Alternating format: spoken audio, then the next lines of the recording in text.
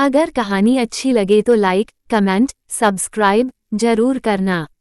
चलते हैं कहानी में। काव्यांश कांची के हाथ को पकड़कर कांची से कहा, तुम इतनी शॉक्ड क्यों हो? कांची एक झटके से काव्यांश के हाथों को अपने हाथों से अलग करते हुए काव्यांश से कहा, यह क्या कर रहे हो तुम?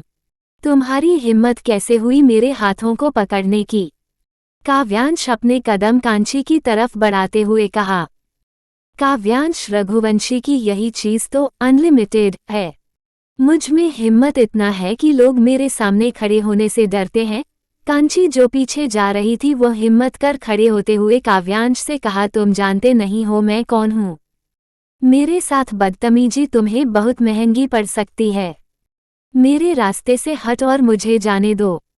काव्यांश कांची के बिल्कुल करीब खड़े होकर कांची की आंखों में देखते हुए कहा, जानता हूँ तुम एक लॉयर हो और एक ऐसी लॉयर हो जो अपने केस को जीतने के लिए कोई भी हद पार कर सकती हो। टॉप लॉयर बनना तुम्हारा सपना नहीं बल्कि मकसद है। तुम लॉयर अपनी खुशी से नहीं बल्कि जबरदस्ती से बनी हो, क्योंकि तुम्हें अपने पापा को इनोसेंट साबित करना है और उन क्रिमिनल को सजा दिलाना है। कांची हैरान थी। जो बातें उसके बारे में किसी को नहीं पता थी वो बातें काव्यांश को मालूम थी। कांची ने गुस्से से काव्यांश से पूछा, आखिर तुम हो कौन और चाहते क्या हो मुझसे? काव्यांश ने एक्सप्रेशन लेस चेहरे से कांची से कहा, आशिक हूँ तुम्हारा और तुम्हें चाहता हूँ। क्या तुम्हें चाहना गलत है? प्यार करना गलत है? ये तुम्हें पाना गलत है। कांची ने काव्यांश से कहा, तुम जितने शरीफ दिखते हो उतनी शरीफ हो नहीं। मुझसे मिलना, मुझसे टकराना, मुझसे प्यार की बातें करना ये सब सिर्फ तुम्हारा नाटक है। तुम्हें क्या चाहिए मुझसे? काव्यांश कांची की कलाई पकड़कर कांची से कहा ना बेबी मुझे तुम चाहिए, चलो हम शादी करते हैं। इतना कहकर काव्यांश कांची को अपने साथ ले जाने लगा। कांची अपने हाथ पर से काव्यांश के हाथ को झटकते हुए कहा, यह क्या साइकोपंती है? क्या तुमने हद से ज्यादा पी ली है जो हैंडल नहीं कर पा रहे हो? क्या तुम्हारा दिमाग खराब हो गया है? काव्यांश ने कहा, तुमसे प्यार हो गया है। कांची गुस्से से काव्यांश के कॉलर को पकड़कर कहा, मैं पहले से ही किसी की फियांसे हूँ और मुझे तुम जैसे घटिया लड़के से शादी करने में कोई इंटरेस्ट नहीं है, समझे तुम? कांची के कॉलर पकड़ने से काव्यांश को गुस्सा आ गया। उसकी आंखें बिल्कुल लाल हो गई। काव्यांशु कांची के हाथ को कसकर पकड़कर कांची के हाथ को अपने कॉलर से हटाकर कांची को देखते हुए कहा, मैंने तुम्हें प्यार से समझाने की कोशिश की। मैंने तुम्हारे सामने एक जेंटलमैन की तरह प्रपोजल रखा लेकिन तुमने मेरी बात नहीं मानी। काव्यांश रघुवंशी को अगर कोई चीज पसंद आ जाती है तो वो उसे हर हाल में हासिल करता है। अगर उसे वह चीज नहीं हासिल होती तो वो उसे बर्बाद कर देता है। लेकिन तुम मुझे पसंद हो इसलिए मैं तुम्हें हर हाल में हासिल करूंगा। मिस कांची अग्रवाल, कांची ने मुस्कुराते हुए कहा, क्या डायलॉग मारा तुमने? But I am not impressed with you mister Kavyansh Raghuvanshi. जो करना है कर लो लेकिन मुझे हासिल नहीं कर पाओगे। तुम तो इस वक्त एक साइको लवर की तरह बात कर रहे हो। पहले मुलाकात में मुझे लगा था कि शायद तुम और मर्दों से अलग होगे, लेकिन तुमने मुझे दूसरी मुलाकात में ये साबित कर दिया कि तुम बाकी मर्दों से बिल्कुल भी अलग नहीं हो। तुम भी उन्हीं की तरह पागल और जुनूनी हो। तुम्हें भी सिर्फ औरतों की खूबसूरती चाहिए। एक बात मेरी ध्यान से सुनो, तुम मेरे साथ यह बदतमीजी तुम्हें बहुत महंगी पड़ेगी। तुम बहुत पछताओगे। Go to hell. इतना कहकर कांची ने अपनी बुलेट को उठाया, स्टार्ट कर गुस्से वाला लुक देते हुए वहां से चली गईं। जिस काव्यांश के चेहरे पर कभी मुस्कुराहट नहीं आती थी, आज उसके होठों पर मुस्कुराहट थी। काव्यांश जिसे अपनी बेइज्जती पर गुस्सा होना चाहिए था, उसे अपनी बेइज्जती पर मुस्कुराहट आ रही थी। काव्यांश कार में जाकर बैठते हुए अपने ड्राइवर से कहा, चलो। ड्राइवर ये सब देखकर बहुत ही ज्यादा शॉक्ड में था। इससे पहले उसके बॉस ने कभी किसी लड़की के साथ ऐसा नहीं किया था और न ही कभी किसी लड़की के इतने करीब गया था। अपने बॉस का बदलता बिहेवियर उसे परेशान कर रहा था। काव्यांश रघुवंशी के दिमाग में क्या चलता है यह कोई नहीं जानता, खुद उसके माँ बाप भी नहीं। काव्यांश अपने आईपैड की स्क्रीन को स्क्रॉल कर रहा था। उसके कानों में जांची की आवाज गूंज रही थी। मेरे साथ यह बदतमीजी तुम्हें बहुत महंगी पड़ेगी। काव्यांश कांची की पिक को देखते हुए कहा। देखते हैं मिस अग्रवाल तुम मेरा क्या बिगड़ती है। तुम काफी इंटरेस्टिंग और स्ट्रॉन्ग हो, तुम्हारे साथ फाइटिंग करने में बहुत मजा आएगा। अग्रवाल विला कांची जब घर आए तो अमृता जी कांची की हालत देख परेशान हो गई। वो बहुत ज्यादा डर गई। उन्होंने कांची के हाथ को पकड़ते हुए पूछा, रसमलाई आप ठीक तो है? ये सब कैसे हुआ रसमलाई? किसने आपको परेशान करने की कोशिश की है? क्या वह फिर से आपके पीछे पड़ गए हैं? कांची बिना कुछ कहे लिविंग एरिया में आकर बैठते हुए कहा, मामा मैं ठीक हूँ, आप टेंशन मत लीजिए। आप तो जानती हैं ना, आपकी बेटी को कोई परेशान नहीं कर सकता, बस एक साइको ने मेरे साथ बदतमीजी करने की कोशिश की है।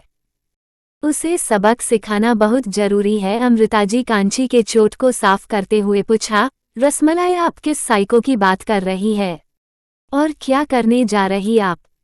कांची काव्यांश के बारे में सोचते हुए कहा, एक सिरफिरा लड़का है जो मुझसे शादी करना चाहता है, मुझे हासिल करना चाहता है क्योंकि मैं उसे पसंद आ गई हूँ। अमृता जी ने शॉक्ड होते हुए कहा, व्हाट, तुम कोई चीज तोड़ी हो जो वह तुम्हें हासिल करेगा? तुम्हें ऐसे इंसान से दूर रहना चाहिए। रसमलाई वह सच में एक साइको है, वरना कोई नॉर्मल लड़का बीच रास्ते में किसी लड़की को इस तरह परेशान तो नहीं करेगा। कांची ने अपनी मॉम से कहा, ऐसे लड़कों को सबक सिखाना बहुत जरूरी होता है मामा, उसकी वजह से मेरे हाथों में चोट आई, मेरा फेस खराब हो सकता था, बहुत कुछ हो सकता था मेरे साथ, मैं उसे माफ नहीं कर सकती। अमृता जी अपनी बेटी को इतने गुस्से में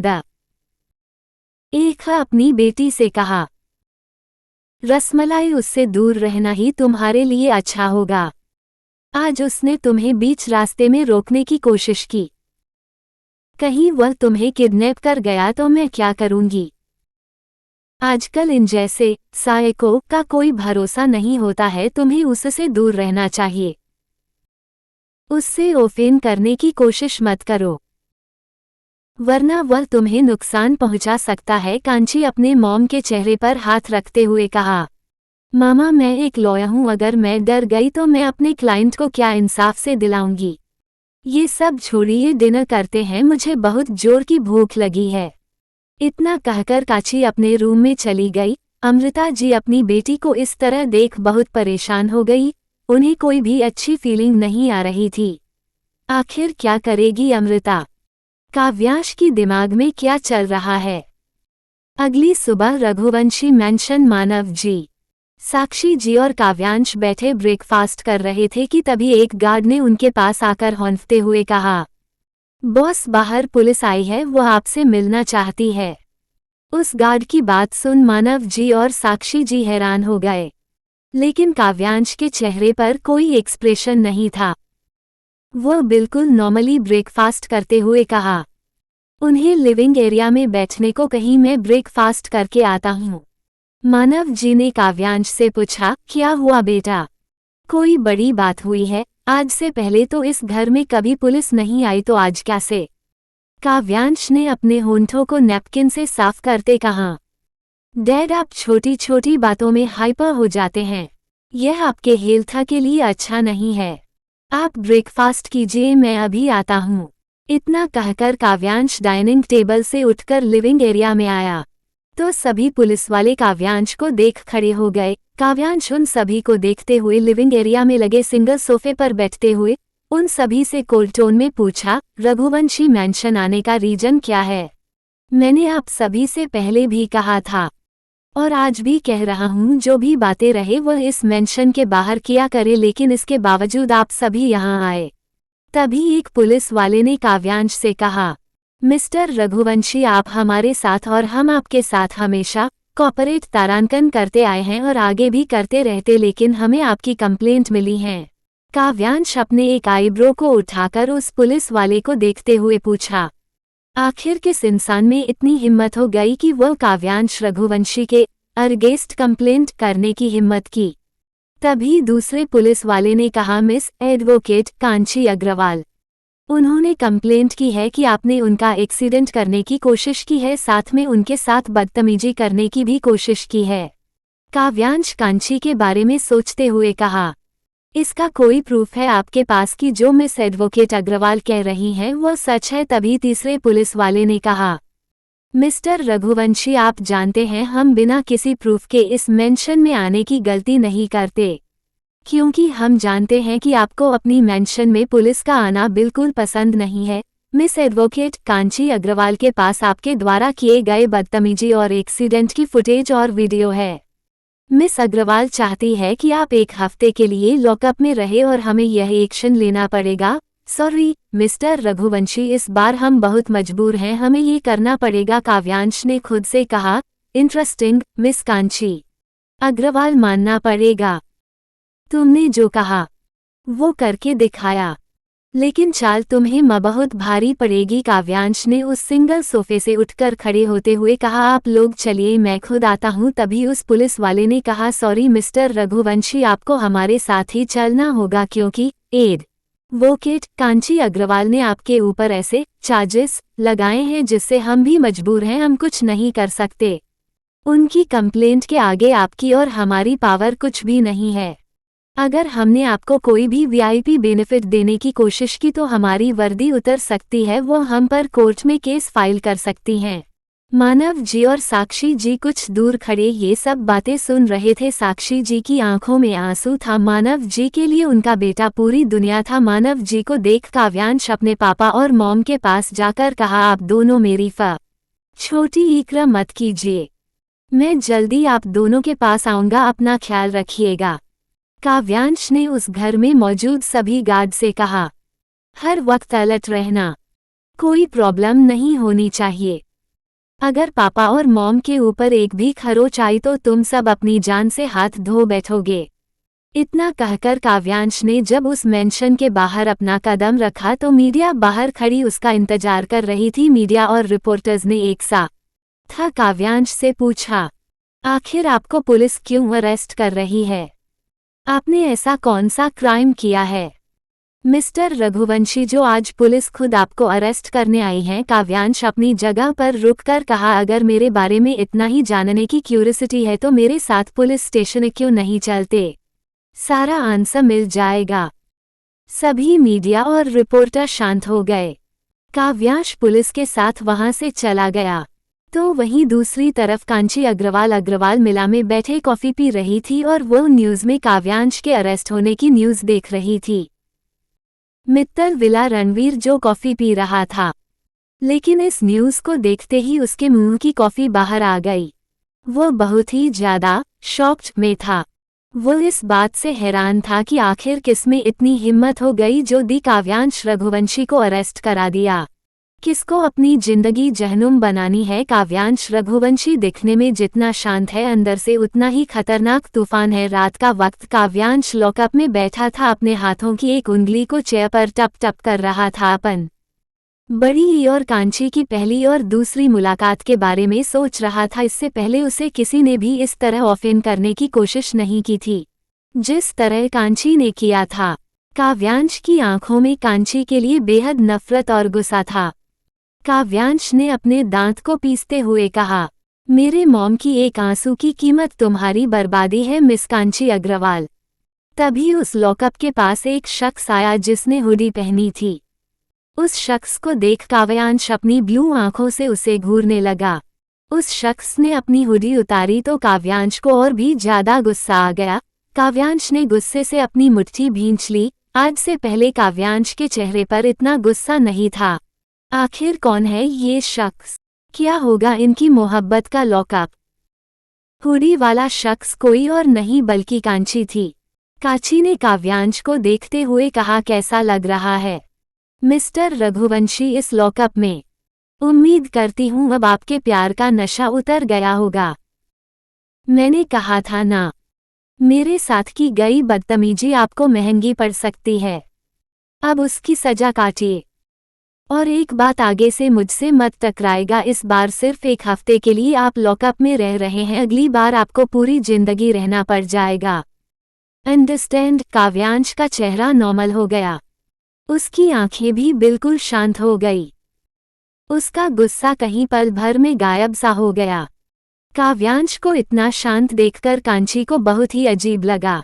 काव्यांश ने कांची से कहा, अगर प्यार और इश्क करने की सजा यह है तो काव्यांश रघुवंशी को ये सजा भी मंजूर है, लेकिन याद रखना 1 हफ्ते बाद जब मैं वापस बाहर आऊंगा तो तुम मेरी बाहों में होगी। देखता हूं तब तुम मेरा क्या बिगाड़ लेती हो। काव्यांश की बातें सुन कांची को गुस्सा आ गया।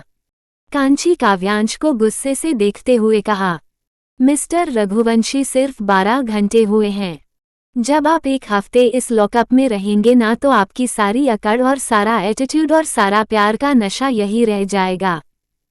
मैं भी आपका बाहर आने का बेसब्री से इंतजार करूंगी। मुझे भी देखना है कि आप मुझे कैसे अपनी बाहों में लाते हैं। इतना कहकर कांची वहां से चले गई। काव्यांश कांची को देख अपने मन में कहा, वेट एंड वॉच, क्योंकि जो मैं करने वाला हूँ उससे तुम्हारी जिंदगी पूरी की पूरी बर्बाद हो जाएगी। तुम्हें हमारी पहली और दूसरी मुलाकात पर अफसोस होगा मिस कांची अग्रवाल। अगली सुबह काव्यांश जेल में बैठा सिर्फ कांची के बारे में सोच रहा था। तभी वहां उसका असिस्टेंट आया। अपने असिस्टेंट को देखकर काव्यांश ने अपने असिस्टेंट से पूछा, मॉम डैड कैसे हैं? रणवीर जो काव्यांश का असिस्टेंट था उसने काव्यांश से कहा, बॉस मॉम एंड डैड बिल्कुल ठीक है, लेकिन एक बैड न्यूज़ है बॉस, हम आपकी बेल नहीं करा पाए, क्योंकि जब तक वह अपना केस वापस नहीं ले लेते तब तक आपको इस लॉकअप से बाहर नहीं निकाल जाएगा। आपको 1 हफ्ते बाद ही इस लॉकअप से बाहर निकाला जाएगा। आप मुझे बताइए बॉस, आपके साथ ये किसने किया है? मैं उसे पूरी तरह से बर्बाद कर दूंगा। काव्यांश चेयर से उठकर नॉर्मल टोन में रणवीर से कहा, मैं उस लड़की को अपने बेड पर चाहता हूँ। रणवीर बहुत ही ज्यादा हैरान हो गया। उसने हैरानी से कहा, लड़की? काव्यांश ने कोल्ड टोन में कहा, मुझे यहाँ तक पहुँचाने का काम एक लड़की ने किया है।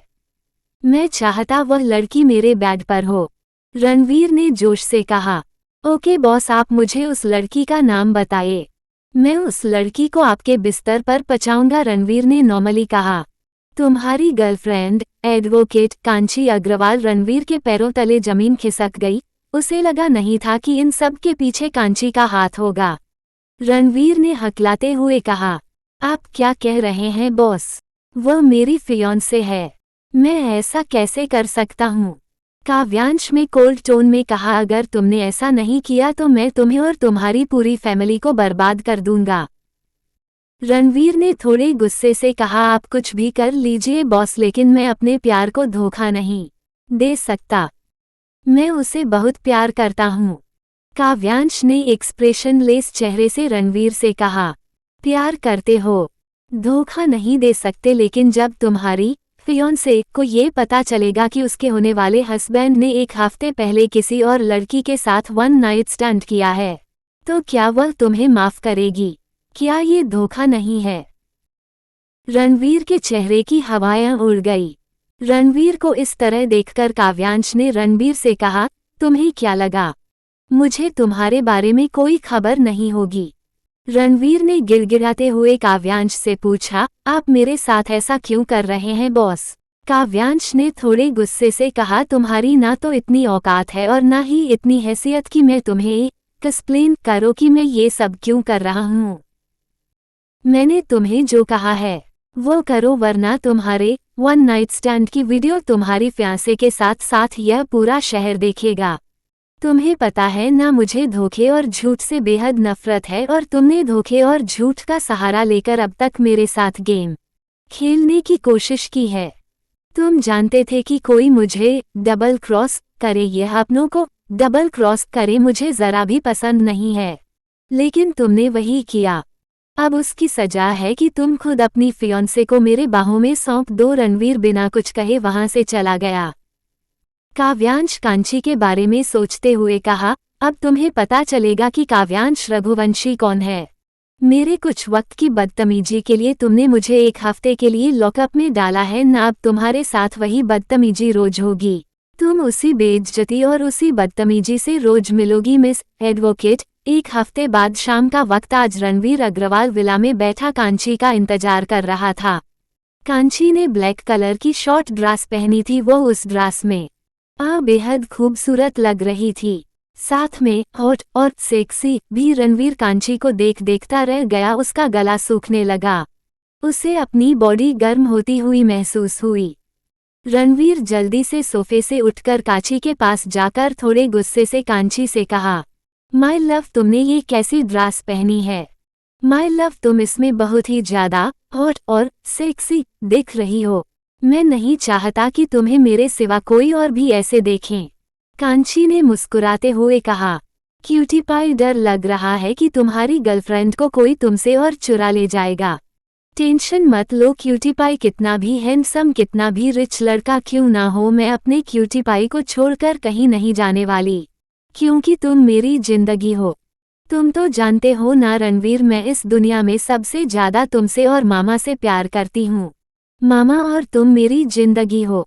रणबीर ने अपने हाथों की मुट्ठी भींच ली, क्योंकि वह वो करने जा रहा था, उससे उन दोनों की जिंदगी और प्यार खत्म और बर्बाद होने वाला था। रणवीर ने कांची से कहा, माय लव, प्लीज कपड़े चेंज करो वरना मैं खुद को कंट्रोल नहीं कर पाऊंगा। कांची ने मुस्कुराते हुए कहा, क्या मैं इतनी अच्छी दिख रही हूँ? रणवीर घूरने लगा तो कांची ने कहा, अच्छा ठीक है क्यूटी पाई, कपड़े चेंज करने का टाइम नहीं है, ऊपर से मैं जैकेट डाल लेती हूँ, ओके। इतना कहकर कांची ने ऊपर से वाइट ब्लेजर पहन लिया। रणवीर ने कांची को एक झटके से अपने गले से लगाकर कहा, तुम मुझे कभी छोड़कर नहीं ना जाओगे माय लव? कांची ने रणवीर को गले लगाए हुए रणवीर को महसूस करते हुए कहा, का ओ ही अपनी जिंदगी को छोड़ सकता है? नहीं ना, तुम तो मेरा सुकून हो। मैं जानती हूँ कि मैं अपनी फीलिंग को एक्सप्रेस नहीं कर पाती, इसलिए तुम्हें कभी कभी मुझ पर बहुत गुस्सा आता होगा, लेकिन क्या करूं, मैं ऐसी ही हूं। मैं जानती हूं, और गर्लफ्रेंड बॉयफ्रेंड एक दूसरे से किस करते हैं और बहुत सारी चीजें करते हैं, लेकिन मैं ये सब तुम्हें ना बड़ी ये करने देती तो तुम्हें गुस्सा आता होगा। मैं चाहती हूं कि हम शादी के बाद अपना रिलेशन आगे बढ़ाएं। शादी से पहले ये सब करने से गिल्ट होता है, और शादी के बाद रोमांस करने में एक अलग ही मजा होता है। तुम मुझे समझ रहे हो ना? रणवीर ने कांची को कसकर गले लगाए हुए कहा, माई लव, आई लव, मैं तुम्हें समझ रहा हूँ और मुझे तुम्हारी सोच से कोई प्रॉब्लम नहीं है माँ।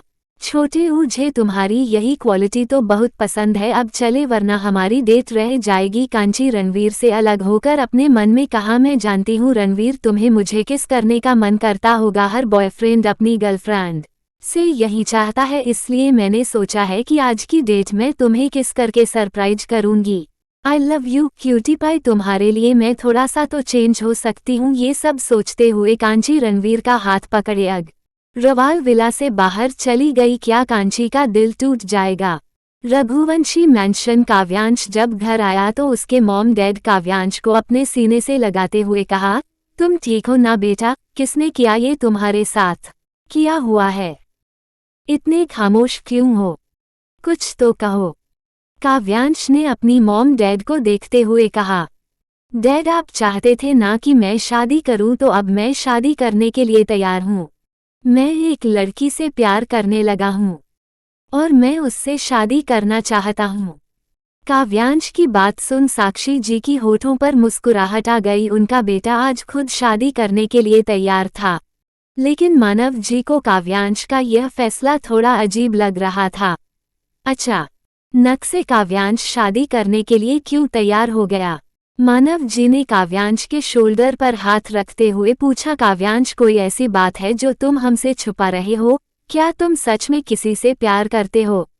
काव्यांश अपने डैड के हाथ को अपने हाथों में लेते हुए कहा, मैं सच में एक लड़की से बहुत प्यार करता हूँ। अभी कुछ दिन पहले ही मिला हूँ। जब आप उससे मिलेंगे न तो आपको मेरी बातों पर यकीन आ जाएगा। आप लोग डिनर कर लीजिए, मैं फ्रेश होने जा रहा हूँ, मेरी एक मीटिंग है। इतना कहकर काव्यांश वहां से अपने रूम में चला गया। काव्यांश अपने रूम में जाकर रनिंग मशीन को ऑन कर उस पर रनिंग करने लगा। वह तेजी से रन कर रहा था, उसे बहुत ही ज्यादा पसीने हो रहे थे, लेकिन वह रन करते हुए कांची के बारे में सोचते हुए कहा, आज तुम्हें दर्द और बेइज्जती का एहसास होगा जब तुम्हारा अपना फियोंसे तुमसे ये कहेगा कि तुम एक रात के लिए मेरी बॉस की मिस्ट्रेस बनो। अपने फियांसे के धोखे से तुम टूट जाओगी और तब मैं तुमसे जबरदस्ती शादी करूंगा। तुमसे शादी करके मैं तुम्हें हर रोज वही दर्द और वही बेइज्जती दूंगा जो एक हफ्ते मैंने बर्दाश्त की है। कुछ पल की बातें तुम्हें बेइज्जती लगी, जब तुम्हें अपनी पूरी जिंदगी मेरे साथ गुजारनी होगी तो तुम क्या करोगी मिस कांची अग्रवाल? मैं तुम्हें अपने सामने गिड़गिड़ाते हुए देखना चाहता हूँ।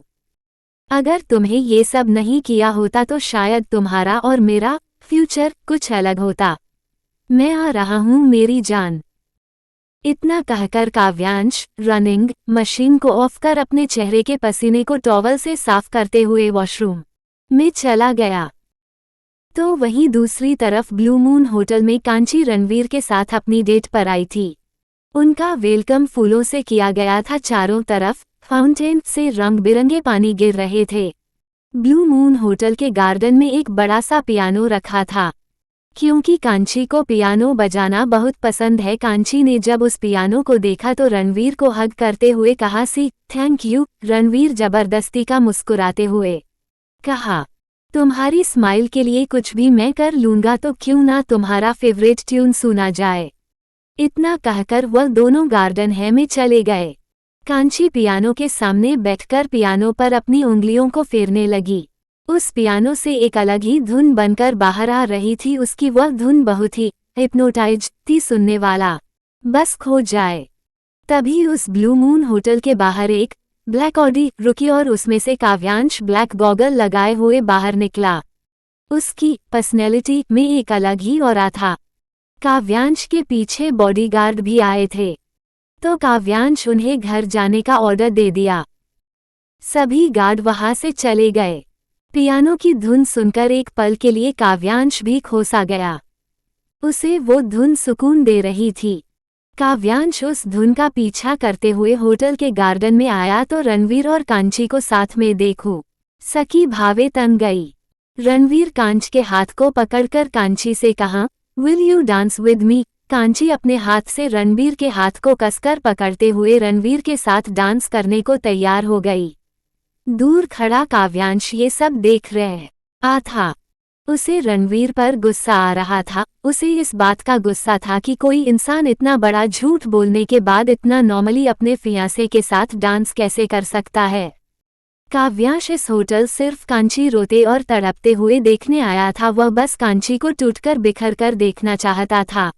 काव्यांश उन दोनों को इग्नोर कर ब्लू मून होटल के अंदर जाकर बार एरिया में जाकर बारटेंडर से कहा, वाइन। काव्यांश वाइन पर वाइन पी रहा था और गिलास के मिरर से उन दोनों को देख रहा था। उसने अपने एयर बट के थ्रू रणवीर से कहा, मैं यहाँ तुम्हारा डांस देखने नहीं आया हूँ। मैं चाहता हूँ कि तुम ये बात कहो कि वह एक रात मेरे साथ गुजारे। रणवीर कांची के हाथ को पकड़कर डांस करते हुए कांची से कहा, मुझे तुमसे कुछ बात करनी है। क्या तुमने एक हफ्ते पहले किसी के अगेंस्ट कंप्लेंट की थी? कांची काव्यांश के बारे में सोचते हुए रणवीर से पूछा, तुम्हें कैसे पता? क्योंकि यह बात तो मीडिया तक को नहीं पता कि वो कंप्लीट मैंने की है।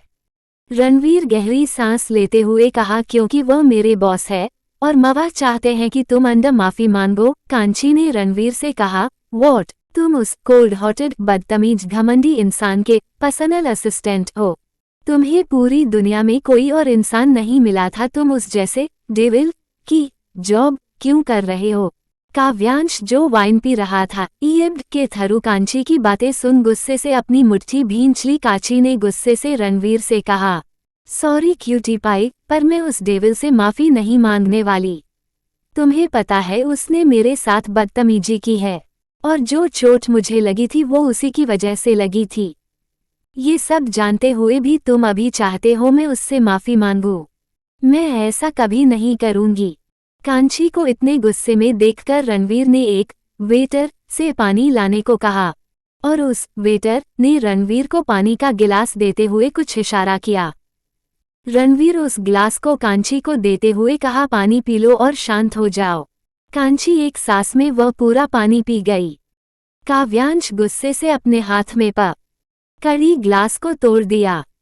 और जैसे ही उठने को हुआ उसे अपना सिर बहुत भारी महसूस होने लगा। काव्यांश समझ चुका था कि उसकी ड्रिंक को किसी ने स्पॉट कर दिया है। वह जब पीछे पलटकर बारटेंडर से कुछ कहने को हुआ तो देखा वहां बारटेंडर नहीं था। काव्यांश बार एरिया से निकलकर होटल के एक रूम की तरफ चला गया। उसे बहुत गर्मी महसूस होने लगी थी। वो उस रूम में जाकर सीधे बाथरूम में चला गया और शावर को ऑन कर उसके नीचे खड़ा था। उसने अपने साथ शर्ट को उतार रखकर जमीन पर फेंक दिया। उसे अपनी बॉडी में आग महसूस हो रही थी। ऐसा लग रहा था जैसे कोई उसकी पूरी बॉडी को जला रहा है। काव्यांश अपना होश खोने लगा था। उसने खुद से कहा, किसी ने मेरी ड्रिंक को स्पाइक किया, लेकिन ऐसा कौन कर सकता है। तो वहीं दूसरी तरफ कांची को पानी पीने के बाद सब कुछ धुंधला महसूस होने लगा। उसे भी बहुत बेचैनी हो रही थी। रणवीर कांची को अपने साथ ले जाते हुए कांची से कहा, कुछ नहीं हुआ माय लव, सब ठीक हो जाएगा। रणवीर कांची के होटल के उसी रूम के बाहर जिस रूम में काव्यांशु गया था कांची को छोड़ते हुए कहा, तुम अंदर जाओ मैं अभी आता हूँ। इतना कहकर वह वहां से चला गया। कांची अपने ड्रेस के ऊपर पहने जैकेट को उतार सोफे पर फेंक दिया। उसे भी बेहद गर्मी महसूस हो रही थी। ऐसा लग रहा था जैसे किसी ने उसे खोलते पानी से नहला दिया हो। उसे बहुत ही ज्यादा पसीने होने लगे थे। उसको अपनी बॉडी में ईचिंग महसूस होने लगी थी। कांची लड़खड़ाते हुए वॉशरूम की तरफ जाकर वॉशरूम का डोर ओपन कर अंदर जाकर डोर को लॉक कर दिया। आखिर काव्यांश की ड्रिंक को किसने स्पाइक किया? क्या कांची काव्यांश को माफ करेगी? कांची लड़खड़ाते हुए बाथरूम आई। उसे शॉवर गिरने की आवाज आ रही थी, लेकिन उसने आवाज की तरफ ध्यान न देकर बेसिन के पास जाकर अपने चेहरे पर ठंडे पानी के छींटे मारने लगी। लेकिन फिर भी कांची का नशा उतरने का नाम नहीं ले रहा था।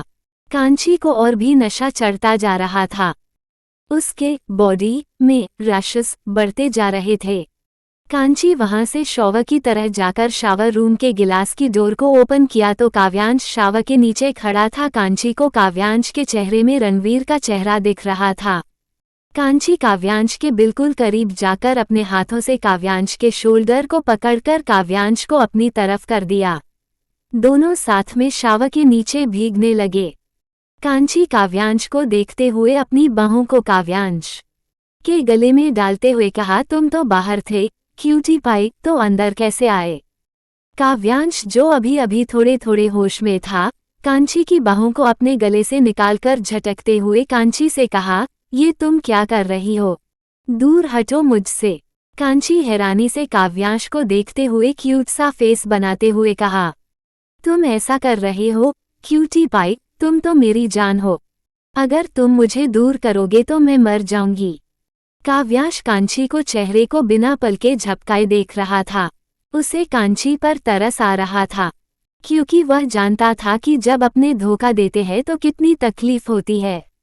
कांची काव्यांश के बिल्कुल करीब जाकर कहा, मैं जानती हूँ क्यूटी पाई तुम क्यों नाराज हो।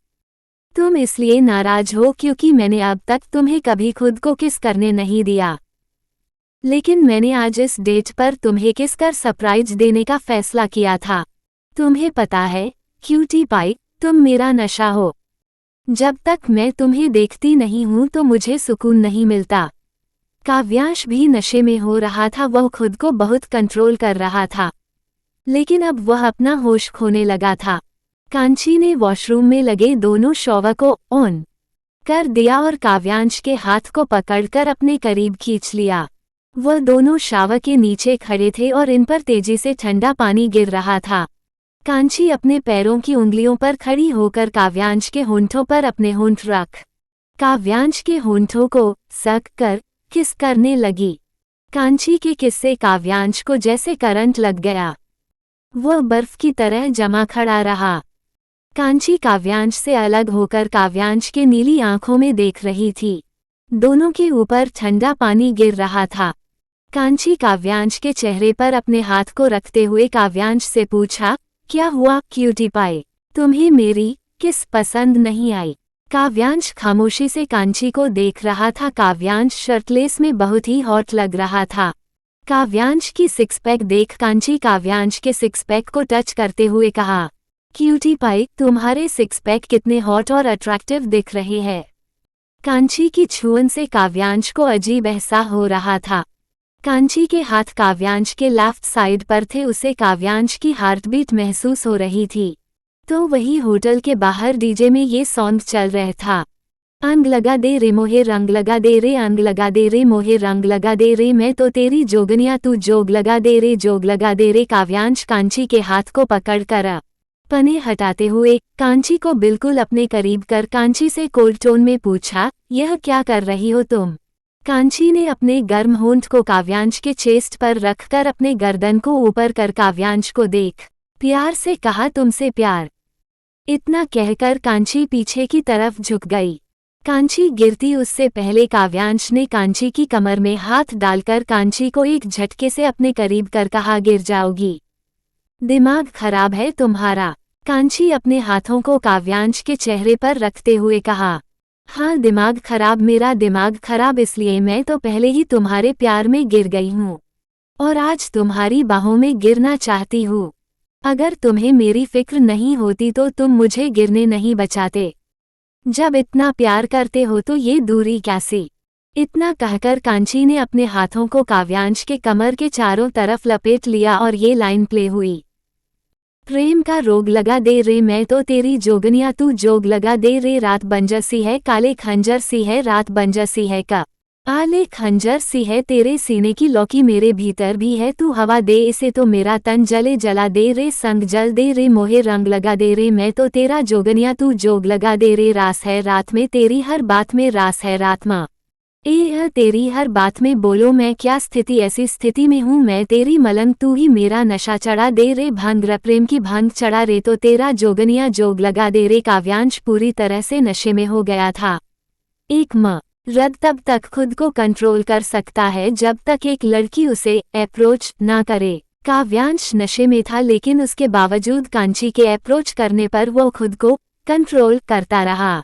लेकिन एक मर्द एक लिमिट तक खुद को कंट्रोल करते हैं। कांची के बार बार अप्रोच करने से काव्यांश अपना कंट्रोल को बैठा और उसने कांची के बाल को पीछे से पकड़ खींच लिया, जिससे कांची की चीख निकल गई।